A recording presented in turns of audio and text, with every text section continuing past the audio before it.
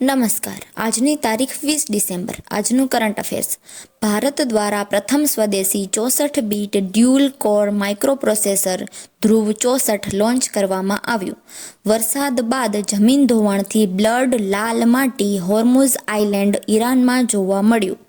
ભારતે ઓમાન સાથે free trade agreement કર્યો.